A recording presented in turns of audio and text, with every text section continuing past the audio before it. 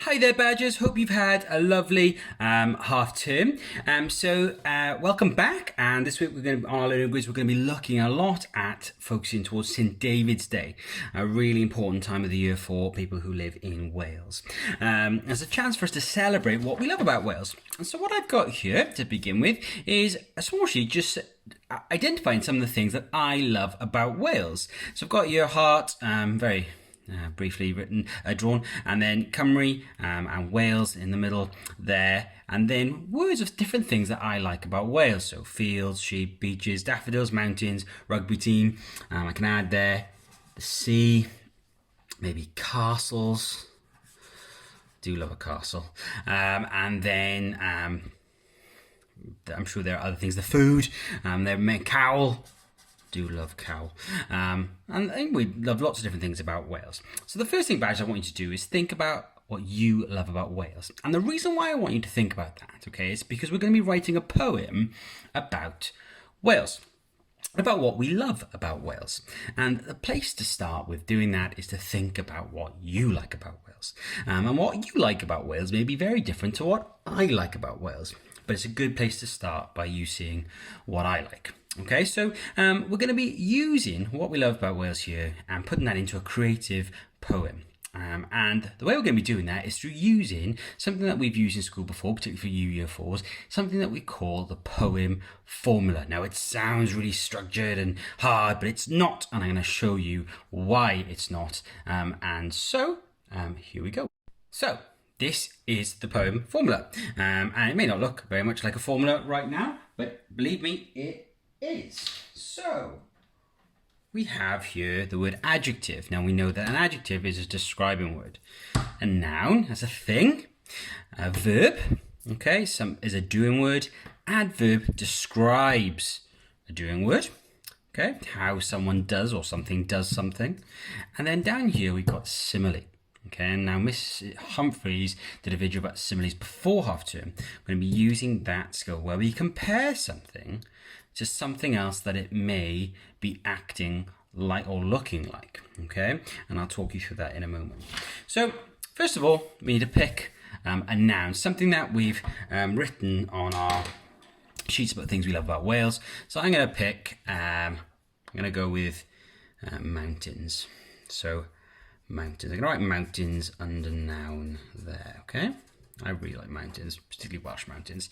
Now, adjective, how would I describe those mountains? Well, our mountains here in Wales have been here for millions of years, so I'm going to say ancient mountains. So, ancient mountains. In Wales, we have ancient mountains. What do they do? Well, they don't do much, mountains, but I'm going to use the verb stand, because they do stand. Okay, I'm giving it a human trait. It's called something else in, it's called personification in literature, but we don't need to look too much at that today. So ancient mountains stand, and how are they standing? Well, I'm going to say they stand fiercely. Okay, they're protecting our country. So I need a yellow pen. Sorry, I've misplaced that. A yellow pen, they stand fiercely. I'm describing how they're standing. I'm sorry if you can't see that. The colour yellow doesn't always come out well on the camera. Okay. So, ancient mountains stand fiercely. Now then, simile, okay, I need to say, well, what can I compare them standing like? Well, I'm going to go with like soldiers. Like soldiers waiting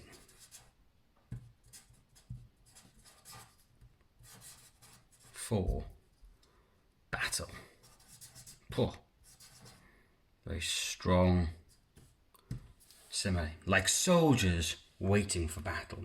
So there, I've used this poem formula, just these words, these types of words put together in a certain way to create a very creative sentence. Now, creativity doesn't always come naturally to us, so sometimes putting a structure in like this helps us to write in a creative way. So ancient mountains stand fiercely like soldiers waiting for battle. And I could pick something else. I could pick daffodils. And I could say beautiful daffodils sway calmly like flags in the wind. Okay, so I'm trying to use in my simile, I'm trying to compare it to something else. And I'm using this keyword here, like. Okay, like. Okay. Again, I could say tasty cowl, bubbles gently, like. Oh, I could do that. I give myself a difficult one to come up with on the spot. Like soap in the bath? No, I don't think that one works. I don't know. Like hot hot chocolate on the broth or on the stove. There we are. Again, that's not the greatest simile, but I'm sure you get the idea, okay? So come up with some of your things that you love about Wales. Use a poem formula to put them into a poem. Now, we will be having a competition as part of our Eisteddfod.